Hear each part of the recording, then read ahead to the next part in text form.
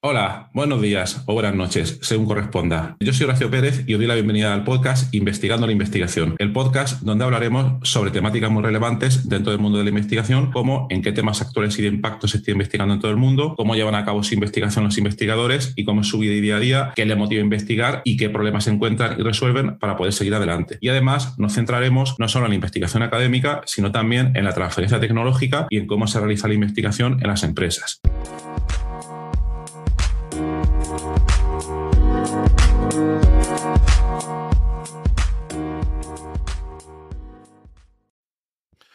Hola, hoy es martes 5 de abril de 2022, desde una Murcia un poco lluviosa ya unos cuantos días. Hoy comienzo una nueva serie donde os voy a comentar sobre un libro que estoy leyendo ahora mismo, que he vuelto a leer después de muchos años. Creo que lo compré hace, no sé, 25, 27 años. Es un libro que se titula ¿Qué es la vida? Y está escrito por Erwin Schrödinger, que fue uno de los pioneros de la física cuántica. Entonces voy a comentar cada día una parte de este libro en esta serie y voy a empezar obviamente por el principio y os voy a explicar por qué me parece este libro especialmente interesante lo primero, y algunas breves conclusiones sobre por qué creo que le va a poder interesar pues a muchísima gente. Bien, por resumir, para quien no lo conozca, Erwin Schrödinger fue un físico notable que formuló parte de lo que se conoce hoy en día como la física cuántica. Entonces este hombre es un crack y básicamente bueno, ha generado muchas teorías que son fundamentales dentro del campo de la física, pero dio una charla en 1944, es decir, perdón por no haberlo mencionado antes, sobre 1925-1927, sobre esa época aproximadamente, no me acuerdo del año exacto, es cuando junto, de manera paralela a otro físico llamado Werner Heisenberg, formularon los principios de la física cuántica más fundamentales tales y como se conocen hoy en día. Cada uno lo hizo de manera separada, pero baste esta mención para ejemplificar que este señor, Erwin Schrödinger, fue uno de los físicos más importantes de la física cuántica y sobre esa época. Y luego, años más tarde, sobre 1944, dio una charla en la Universidad de Dublín. En esos tiempos, claro, este señor era austriaco y las cosas en estos países se estaban poniendo un poco complicadas, todo por culpa de un señor con bigote, y decidió pues escapar de esos países, ¿no? Y entonces dio una charla en Dublín, en la universidad, y este libro, que se llama ¿Qué es la vida?, recoge, es como si fuera, hoy en día las charlas se dan en PowerPoint, las charlas se cuelgan en YouTube, pero en aquellos tiempos todo eso no existía y este señor dio una charla brutal, por lo que se ha comentado luego, por toda la repercusión que ha tenido después. Y alguien, lo que no entiendo o no tengo claro es si alguien tomó notas de esa charla y escribió este libro para él, o si fue él mismo el que luego más tarde hizo un pequeño resumen de lo que fue esa charla, o que quizás lo escribió antes y fue leyendo por encima mientras daba esa charla.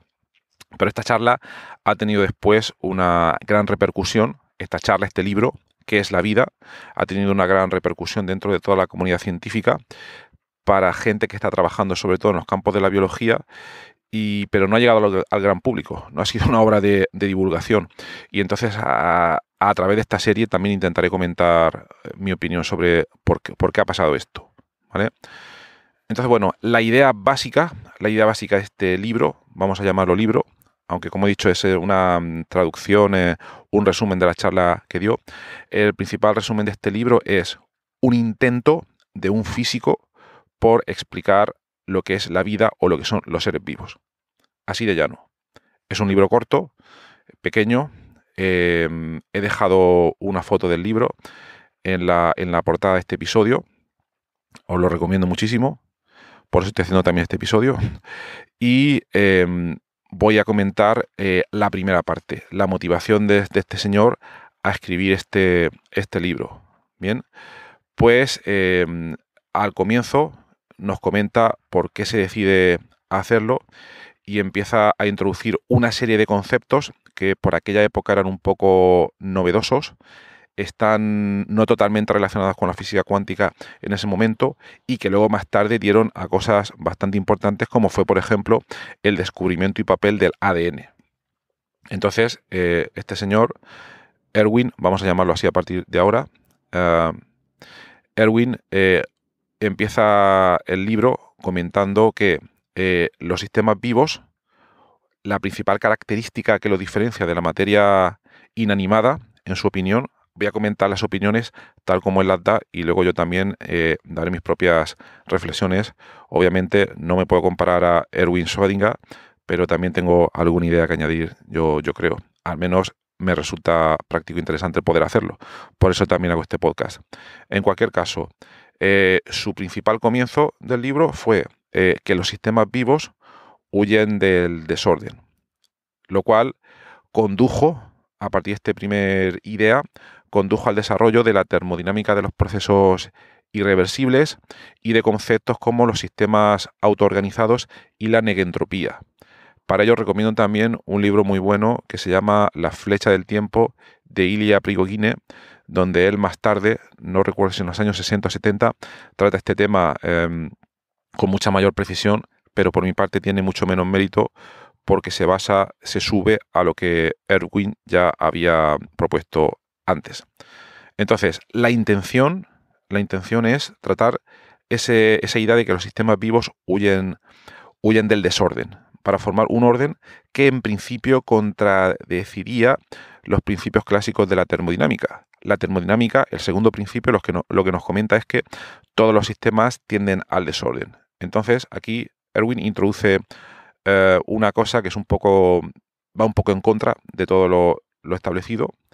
Y luego, por otra parte, introduce otro concepto bastante interesante, que era el concepto de cristal aperiódico. Cristal aperiódico. Él lo llamó así en su momento, pero él no lo sabía exactamente, pero este concepto de cristal aperiódico es lo que más tarde permitió descubrir el papel del ADN. O sea, impresionante. Él sabía que tenía que existir una molécula de estas características para favorecer la vida, pero nunca se imaginó que más tarde se descubría su estructura. Fue más tarde, a mediados de los años 60, por Watson y Crick. En la época que Erwin escribe o da esta conferencia, no existían las técnicas experimentales desarrolladas tales como se requerían para poder resolver la estructura cristalográfica del ADN, de hacer un primer intento. Entonces, bueno, él propone, además, en esa introducción, que debe haber un tipo de cristal aperiódico, ¿vale? ¿Por qué aperiódico? Y esto es opinión mía, porque probablemente debe existir un cierto desorden dentro del desorden por aquello el tipo de cristal. Pero él proponía que ese cristal no podía ser periódico porque entonces estaríamos ante una estructura inorgánica, lo cual es característico de la vida inanimada. Entonces, para la vida orgánica, tal y como la conocemos, tiene que existir algo diferente que serían estos cristales aperiódicos. Entonces, una cosa muy interesante y que comenta Erwin en la introducción, prólogo del libro, es que al atacar el problema de la vida, de poder entender qué es la vida, él se da cuenta de que se va a meter en un campo que no es el suyo, se va a tener que meter en el campo de la biología, en otros campos que él no controla, y de manera muy humilde y muy valiente lo manifiesta en el libro y pide perdón. Hay que tener en cuenta que en aquella época las ciencias eran un poco más, digamos, monogámicas, y alguien que se metía en un campo determinado, quizás fuera también por la falta de información, la cual hoy en día tenemos a raudales, solo podía dedicarse a un campo determinado, y los trabajos multidisciplinares, que hoy en día se ven como una cosa bastante normal, en aquellos tiempos no era la tendencia. Entonces, él sigue explicando en el libro. Bien, permitidme que me introduzca en la biología, aunque sea un completo ignorante. Voy a intentar aplicar lo que yo sé de física de la materia inanimada para poder entender lo que es la vida y es un ser vivo. Entonces, en aquellos años, 1944, la física y la química no podían explicar lo que era un ser vivo. Hoy en día, estamos en 2022, han pasado muchas cosas y muchas cosas las damos por sentadas, pero hay que ponernos desde su punto de vista, hay que hacer este pequeño ejercicio para entender que la física y la química, tal avanzadas que estaban en aquel entonces, permitían una explicación muy básica y muy mecánica de lo que era un ser vivo, pero había muchas cosas que no podían explicar. Entonces, él lo que proponía es que hay que hacer un esfuerzo porque la física y la química no van a poder explicar los sistemas vivos de manera determinista, tal y como han venido funcionando hasta ahora. Y aquí empieza ya el libro a arrancar, aquí empieza su conferencia a arrancar, y él propone que para ello es necesario recurrir a la estadística. No se puede tener un estudio determinístico determinado, no se puede entender un ser vivo como una partícula, igual que se hacía con los átomos, sino que el comportamiento de un ser vivo es un comportamiento macroscópico que depende de todos los átomos que lo forman, y entonces las únicas explicaciones o el único tratamiento que se puede dar es de manera estadística. Si no, no se puede hacer. Y por tanto, él empieza bien. Voy a intentar analizar, imaginar cómo sería la explicación de por qué una célula es un ser vivo. Y para ello, el principal concepto que introduce es el concepto de, él llama, existe un componente importante de una célula, el cual se llama la fibra cromosómica. Fijaos, todavía no había introducido el concepto de ADN, pero lo llama fibra cromosómica, y él comenta que este es un concepto muy importante dentro de una célula y el cual se puede describir mediante un cristal aperiódico. Entonces veamos que aquí introducía varios conceptos novedosos. El primero, la importancia de los seres vivos de evitar ese desorden al cual tiende la física, según el segundo principio de la termodinámica, y luego por otra parte los conceptos importantes como la física determinista, la química determinista no va a poder explicar los seres vivos, sino que hay que recurrir a la estadística, hay que recurrir al estudio de sistemas compuestos por diversos subsistemas, que en este caso los podemos ver como los átomos, y luego por otra parte esa introducción del concepto de cristal aperiódico. Bueno, pues dejo aquí la primera parte de esta serie y os deseo un maravilloso lunes en este lluvioso día aquí en Murcia y que comáis muchas migas. Hasta luego.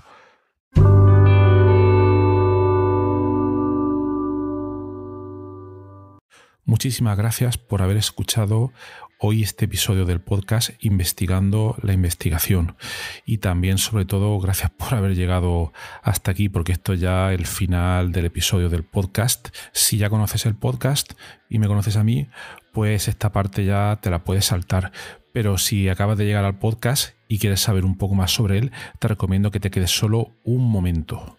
En primer lugar, te voy a comentar quién soy y a qué me dedico. Mi nombre es Horacio Emilio Pérez Sánchez, a veces lo abrevio como Horacio Pérez, y soy de formación químico computacional. Actualmente estoy contratado en la Universidad Católica de Murcia, UCAM, donde me dedico a tareas de investigación. Soy actualmente el investigador principal del grupo de investigación en bioinformática estructural y computación de altas prestaciones, donde nos dedicamos a desarrollar métodos avanzados de descubrimiento de fármacos, a implementarlos en supercomputadores debido a la gran cantidad de cálculos que estos tienen que realizar, y además proporcionamos acceso a dichos métodos a través de servidores web o a través de otro tipo de herramientas bioinformáticas. Al mismo tiempo, aplicamos dichos métodos a problemas relevantes dentro del descubrimiento de nuevos fármacos, y los compuestos que descubrimos los patentamos y los licenciamos a diversas empresas. También soy docente en diversos grados en la UCAM, como puede ser el grado en farmacia, el grado en ingeniería informática y el grado en medicina. También trabajo por cuenta propia como autónomo, y ahí tengo 3 líneas principales de actuación. Una de ellas consiste en la asistencia o mentoría en temas de investigación académica e industrial, donde te ayudo a responder a las siguientes preguntas. 1. ¿Cómo conseguir que tus artículos científicos sean aceptados en revistas de alto impacto? 2. ¿Cómo conseguir que tus proyectos de investigación obtengan financiación en convocatorias competitivas nacionales e internacionales? 3. Cómo gestionar eficientemente tus proyectos de investigación actuales para conseguir los objetivos propuestos. Y 4. Cómo incrementar tu productividad como investigador y disminuir tu estrés. También ofrezco servicios de asistencia en bioinformática estructural respondiendo a las siguientes preguntas. 1. ¿Cómo descubrir compuestos bioactivos en diversos contextos, tanto farmacológicos, nutracéuticos o agrícolas, etcétera? 2. ¿Cómo proponer y validar modelos moleculares para sistemas biológicos? 3. ¿Cómo acelerar drásticamente la ejecución de cálculos complejos y costosos? Y 4. ¿Cómo permitir que usuarios con conocimientos informáticos mínimos puedan acceder y sacar rendimiento fácilmente a herramientas científicas complejas? Y por último, también me dedico al desarrollo de diversas herramientas de software para temas de productividad, los cuales iré informando durante los diversos episodios de este podcast. En cuanto al podcast, como os podéis hacer quizás una idea si habéis llegado hasta aquí y habéis escuchado alguno de los episodios, mi intención e interés es divulgar la investigación que se hace en muy diferentes contextos, tanto a nivel académico como a nivel industrial, porque el tema de divulgación académica e industrial pienso que no se le da la suficiente importancia, y también el trabajo que realizan investigadores autónomos y diversos colectivos. Además, doy especial hincapié en el tema de la bioinformática estructural a la hora de divulgar también la investigación que realizamos en nuestro grupo. Por otra parte, también tratamos temas de productividad y todo tipo de herramientas que nos puedan ayudar a mejorar todos los procesos necesarios para poder realizar una investigación en condiciones y con un rendimiento adecuado. Si escucháis el primer episodio del podcast, que es en realidad el tráiler, ahí tenéis algunos detalles más, pero bueno, esa sería la idea principal. Por último, también quisiera mencionar que tenemos una comunidad de Discord organizada en torno al podcast. En la mayoría de las notas del programa, de los episodios, tienen los detalles para acceder a esta comunidad. Y es muy interesante porque ahora mismo tenemos unos 100 y pico de usuarios, de oyentes, que se conectan a la comunidad de Discord, y de ahí surgen diferentes conversaciones. Y por ejemplo, algunos episodios, como digo de memoria, el de ciencia de datos, el de la investigación en ciencia de datos, es uno de los que surgió ahí, pero también ha servido para que oyentes hayan realizado dentro de esta comunidad de Discord nuevos contactos a la hora de exponer intereses similares en temas tanto de investigación como de productividad y de diversos países de habla hispana. También me gustaría decirte que si te ha gustado el podcast, te agradecería muchísimo si lo pudieras sugerir a amigos, contactos que pienses les pueda llegar a interesar, o compartir a través de múltiples plataformas, ya sean las redes sociales, mensajería, WhatsApp, Telegram, Discord, etcétera, emails o cualquier otro medio. Asimismo, también ayuda mucho si en las diferentes plataformas donde se puede escuchar el podcast, como Spotify, Apple Podcasts, iVoox, etcétera, nos puede dar ahí 4 estrellas, 5 estrellas, etcétera, lo que tú veas necesario. Pues todo esto al final ayuda a que el podcast llegue a más gente. Y por último, si quieres ayudar a esta idea, si quieres ayudar al podcast económicamente, te agradecería te suscribieras a la versión premium del podcast. Tienes los detalles en los enlaces de las notas del programa, o puedes ir directamente a Anchor FM/Horacio-PS y ahí tienes todos los detalles. Y bueno, aquí se termina esta outro del podcast, un poco larga, pero me parecía necesaria para todos aquellos que lleguéis por primera vez. Y nada, de verdad, muchísimas gracias por escucharme y espero que os interesen los temas y que todo este contenido pueda ser beneficioso para todos los que lo escucháis. Muchas gracias y hasta otro episodio.